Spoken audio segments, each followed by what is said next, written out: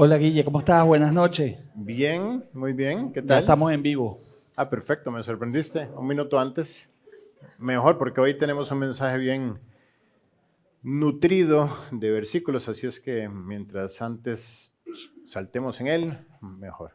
Pero bueno, hay preguntas. Si alguien tiene su primera pregunta, pues levante la mano y con todo gusto. Acá, dale, Pedro. Hola Guille, ¿podrías profundizar en Segunda de Pedro 2:12, por favor? Segunda de Pedro 2:12, con mucho gusto.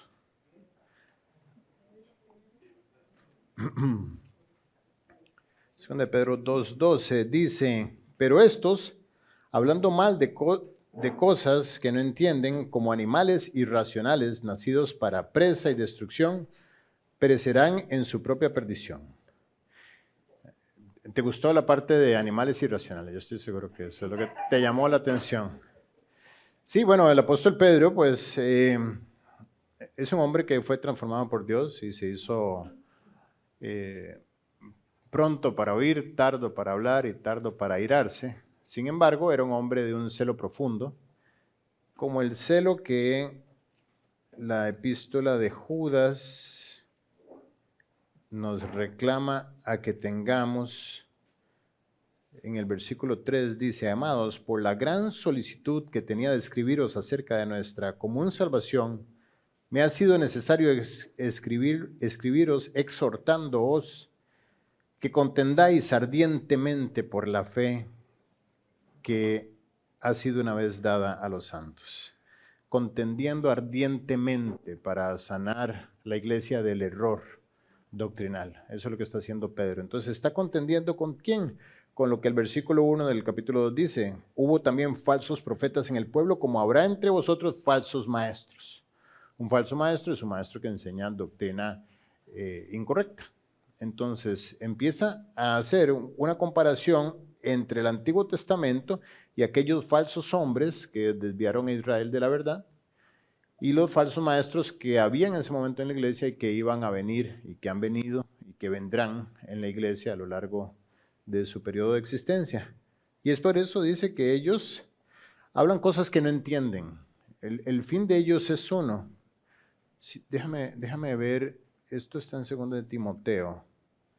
2 de Timoteo capítulo 2, dice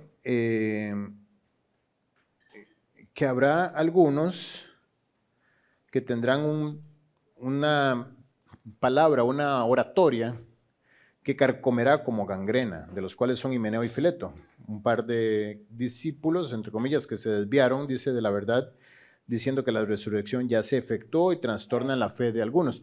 Viste, estos ya estaban enseñando mala doctrina. ¿Por qué? Porque decían que ya la resurrección se había efectuado. No la resurrección de Jesús, sino la resurrección de la iglesia, que ya había ocurrido. Y dice que el fundamento de Dios está firme, teniendo este sello. Más adelante dice que en una casa grande hay utensilios de oro y de plata, no solamente utensilios de oro y de plata, sino también de madera y barro. Es decir, hay todo tipo de personas en la iglesia. Y estos falsos maestros tendrán particularidades, serán amadores de sí mismos, dice el 3:2, avaros, vanagloriosos, soberbios, blasfemos, desobedientes a los padres, ingratos, impíos, sin afecto natural, implacables, calumniadores, intemperantes, crueles, aborrecedores de lo bueno, traidores, impetuosos, infatuados, amadores de los deleites más que de Dios. Es decir, ellos buscan lo suyo propio. Si no me equivoco, en Filipenses 2, dice Pablo a los filipenses en el 21, porque todos buscan lo suyo propio, no lo que es de Cristo.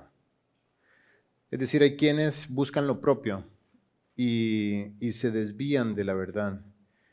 A ver, ¿dónde más podemos apoyarnos? En Efesios capítulo 4 dice que Dios dejó verdaderos apóstoles, profetas, evangelistas, pastores y maestros, dice, a fin de perfeccionar a los santos para la obra del ministerio, para la edificación del cuerpo de Cristo.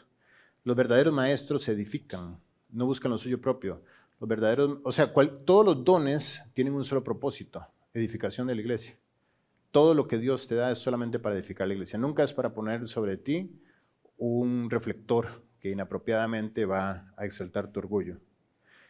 Y dice que edificar la iglesia, ¿qué? Para que ya no seamos, oye aquí el 4:14, para que ya no seamos niños fluctuantes, llevados por doquiera de todo viento de doctrina, por estratagema de hombres, ese es el punto, por engaño, por artimaña de hombres, por estratagema de hombres que para engañar emplean con astucia las artimañas del error.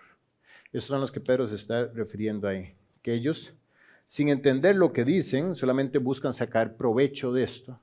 Segundo Timoteo 4 habla de ellos también, refiriéndose como a falsos maestros que se amontonan alrededor de los que tienen comezón de oír. Los que quieren oír algo. La sociedad quiere oír cosas distintas, quiere caminos rápidos para la riqueza, para la fortuna, para las dietas. Yo, bueno, durante un tiempo pagué el YouTube, el Premium, porque me cansé de los anuncios y ya lo quité. O sea, no me cansé tanto, ya luego entendí, porque sí está caro. Pero el punto es que te salen unos anuncios que tú dices, no puedo creer que tenga que aguantarme, no sé, 15 segundos de este anuncio. Haz esto todas las mañanas y no sé qué, comerse un huevo con no sé qué. O este es el secreto que durante milenios y centenarios muchos han guardado y la gente consume ese tipo de basura. Amuletos rápidos para hacerse millonario, para hacerse precioso, guapo, no sé, para obtener lo que solamente el carácter puede dar. Entonces, esos son esos animales irracionales. ¿Bien? A ver, ¿quién tiene el micrófono? Juanca. Guille, aquí en Mateo 5, del 23 al 24, que habla sobre la reconciliación que ofrece sacrificio a Dios. Habla de que deja el sacrificio, si te da algo contra tu hermano, deja el sacrificio, reacciona con tu hermano y después trae el sacrificio. Ajá. Eso habla un poco del orden en el que debemos hacer las cosas. Si yo tengo algo contra mi hermano... Habla de la transparencia. Realmente en 5, 6 y 7 de Mateo está estableciendo Jesús los parámetros con los cuales el reino de los cielos se gobierna. Entonces, no existe un estilo de vida en el cual yo tengo un problema con mi hermano y puedo estar bien con Dios. Entonces vengo y presento como cumpliendo un requisito delante de Dios y a la luz pública una ofrenda en el altar. Y desde afuera eso se ve increíble. Pero en la vida cristiana el estándar se sube a un nivel donde tu corazón está expuesto delante de Dios. Y dice, si tú tienes un problema con tu hermano, arregla primero, deja a un lado tu ofrenda y ve a arreglar, porque eso no va a ser agradable a Dios. Y ahí es donde vamos al punto donde desembocan todas las obras nuestras como creyentes. ¿Cuál es? El tribunal de Cristo. En el tribunal de Cristo es donde se va a examinar todas las intenciones de todo lo que como creyentes hicimos. Entonces, cada ofrenda que hicimos, a Dios no le va a importar si fue muchísimo o si fue poco o si fue inmediato o si fue, no importa. A Él le va a importar la intención del corazón. Si lo hice porque quería servir a Cristo a través de mi sacrificio, o lo hice para agradar a los hombres o agradarme a mí mismo o ambos. Entonces, ese es el punto. O sea, no creas que Dios no puede ser burlado. Todo lo que el hombre sembrare, eso también segará así. El que siembra para su carne, de la carne segará corrupción. Y al sembrar para el orgullo, para la hipocresía, yo solamente voy a segar disciplina. Pero el que siembra para el espíritu, arreglando como debe, segará vida eterna. ¿Sí? ¿Hay una otra? A ver, micrófono. El microfonero decide. Eso, ¿vale? En Proverbios 26:14 dice que como nubes y vientos sin lluvia, así es el hombre que se jacta de falsa liberalidad. Ajá. ¿Qué significa eso? Es el jactancioso, el que hace, el que a su voz logra mucho, el que se vende a sí mismo delante de los demás. Es como un perro que ladra pero no muerde. Es como una nube sin lluvia. Y otra. El viento del norte ahuyenta la lluvia y el rostro airado la lengua detractora. ¿Qué significa la segunda parte? El rostro airado, la lengua detractora. Es una conclusión sencilla que la lengua que habla mal se detiene en su habladuría cuando se encuentra con un rostro airado. ¿Alguna otra? Yo. Una más. Vale. Corta. No dejes a tu amigo ni al amigo de tu padre, ni vayas a la casa de tu hermano en el día de tu aflicción. Mejor es el vecino cerca que el hermano lejos. No vayas a la casa de tu hermano en el día de tu aflicción. ¿Qué significa? Ok. O sea, ¿por qué no? ¿No vayas a dónde, perdón? A la casa de tu hermano en el día de tu aflicción. Ok. Sí, recordemos que los proverbios son enseñanzas populares de las cuales se extraen principios. Entonces el punto ahí es, lleva tu vida a donde produzca fruto, bendición. No andes cargando en público lo que solamente en privado debes cargar. Bien, ¿alguna otra? Ok, Iker. Tengo una pregunta en Génesis 4 que Ajá. habla sobre cuando Abel mató a su hermano. ¿Cuándo qué? Cuando Abel mató a su hermano. Caín. Ajá. Cuando Caín mató a Abel. Cuando Caín mató a Abel, perdón. Ajá. Dice que cuando Caín trajo ofrendas, trajo del fruto de la tierra una ofrenda a Jehová, y Abel trajo también de los primogénitos de su oveja, de los más gordos de ellas. Y Ajá. miró a Jehová con agrado a Abel y a su ofrenda, pero no miró con agrado a Caín a la ofrenda suya. Okay. Quiero saber por qué fue por envidia, porque Jehová miró con agrado a la ofrenda. Sí, ahí pues se determina muchas de las cosas, todo lo que ocurre hoy en día. Génesis significa origen, principio. Entonces, todo lo que ocurre hoy en día en la sociedad se originó en el Génesis. Y eso es, lo que estás viendo ahí es la persecución entre la libertad de vivir para Cristo, por fe, y la esclavitud de querer agradar a Dios por obras. Es decir, el nuevo nacimiento versus la religión. Caín quiso agradar a Dios. ¿De verdad que quería? A ellos se les instituyó en el capítulo 4, versículo 1 y 2, ahí lo ves, que debían ofrecer sacrificio, puesto que llegó el tiempo donde debían hacerlo. Recordemos que en la Biblia no necesariamente es un log de minuto a minuto de las actividades, sino que va nombrando acontecimientos que ocurren, algunos distanciados por décadas o por centenas de años. El punto es que Dios exalta únicamente el momento en que ellos fueron ya como adultos responsables delante de Dios a confirmar su relación con Él.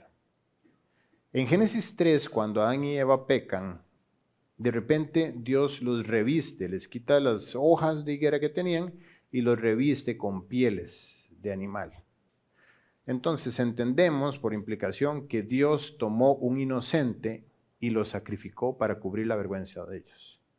¿Por qué? Porque las pieles de ovejas no las vendían en ningún lado. Había que matar pieles de inocente animal, había que conseguir un inocente animal y sacrificarlo por culpa del pecado de ellos. Entonces, Dios ahí inyecta en la generación de Adán y todos sus hijos el plan redentor. Y dice, para cubrir tu pecado, no sirven tus propios méritos. Solamente un cordero que yo enviaré un día y que quitará el pecado del mundo. Entonces, por eso es que se instituye un camino de justicia donde cada vez que el hombre pecaba, tomaba un inocente animal y lo iba y lo sacrificaba primero en casa, en altares así informales. Eventualmente Dios instituye el tabernáculo en el desierto, eventualmente el templo en Jerusalén. Donde yo iba y decía, yo sé que esto es solamente una representación. Ofrecía en sacrificio al animal y ponía mi expectativa en que un día vendría un inocente perfecto como era el animal que yo estaba ofreciendo y que en su muerte yo tendría el perdón de todos mis pecados. Por eso Juan Bautista, cuando ve que Jesús se acerca, dice, aquí el Cordero de Dios que quita el pecado del mundo. Eso quedó explicado y asimilado por Adán y Eva. A Adán y Eva los vamos a ver en el cielo. Ellos debieron haberlo enseñado a sus hijos, porque era el mandato. Entonces, cuando viene el tiempo de ofrecer sacrificio, ¿qué hace Abel? Abel no se mata. Abel toma, como bien leíste, un animal de todos los que tenía, ve las condiciones que pide, tenía que tener ciertas condiciones, le ofrecen sacrificio y dice la Biblia que agradó esto a Dios. Caín no. Caín probablemente tenía conocimiento de esto, pero él quiere hacer algo más. Quiere esforzarse. Quiere con sus manos hacer algo que agrade a Dios. Y es curioso porque a Dios no se le puede agradar con nuestras obras. Al contrario, lo ofendemos. ¿Por qué? Porque si yo trato por mis méritos de agradar a Dios, entonces le estoy diciendo, la cruz no fue suficiente. Yo tengo que hacer algo adicional. Y en la cruz, el inocente Cordero que quita el pecado del mundo, que es Jesús, dijo, consumado es. Consumado es una palabra en griego que es tetelestai, que significa la deuda está pagada. Pero cuando yo digo, no, la cruz no es suficiente, yo tengo que hacer obras, yo tengo que portarme bien, yo tengo que dar plata aquí, tengo que ayudar allá, tengo que hacer esto, tengo que pipipipín, y un listado de cosas que tengo que hacer y dejar de hacer para ver si acaso Dios se agrada de mí. ¿Te suena? Todas las religiones tienen este componente. Entonces yo le estoy diciendo, el sacrificio de Jesús no fue completo. Y eso es una bofetada para Dios. Por eso Pablo en Gálatas 2 dice, no desecho la gracia de Dios, porque si por hacer cosas, si por la ley fuese la justicia, entonces por demás murió Cristo. Cuando yo digo, voy a hacer algo más para agradar a Dios, entonces estoy desechando la gracia de Dios, estoy diciéndole, Dios, no quiero tu gracia. Y por gracia es que nosotros somos salvos. Entonces Caín se esfuerza y va y siembra y cuida la cosecha y toma lo mejor de la cosecha y le presenta a Dios, ahora sí, Dios, yo no voy a ser como el vago de mi hermano que solamente trajo el cordero y ya está. Yo te traigo lo mejor y las mejores piñas y los mejores aguacates y los mejores melones y los mejores de todo, ¿no? Y esto no agradó a Dios porque Él no se agrada en el esfuerzo humano. Y entonces Caín manifiesta la raíz de su pecado, orgullo. Todos los hombres que van al infierno van por un solo pecado, orgullo. Nadie está ahí por prostituto o por asesino o por lo que sea. Todos van por orgullos. ¿Por qué? ¿Por qué el asesino no va al infierno por asesino? ¿Por qué? Porque su pecado fue pagado en la cruz. El pecado de asesino junto con todos los más que cometió. Pero por orgullo no acepta el perdón de la cruz. Lo rechaza o no lo cree o trata de taparlo con otros medios por orgullo. Entonces Caín se pudre por dentro en orgullo y en lugar de pedirle perdón a Dios y decirle no había entendido esto, Dios me arrepiento, enséñame cómo agradarte, Dios lo hubiera hecho sin ningún problema, él se vuelve en contra de su hermano y lo persigue hasta que lo mata. Entonces esa es la relación entre las obras de la ley y la justificación por fe.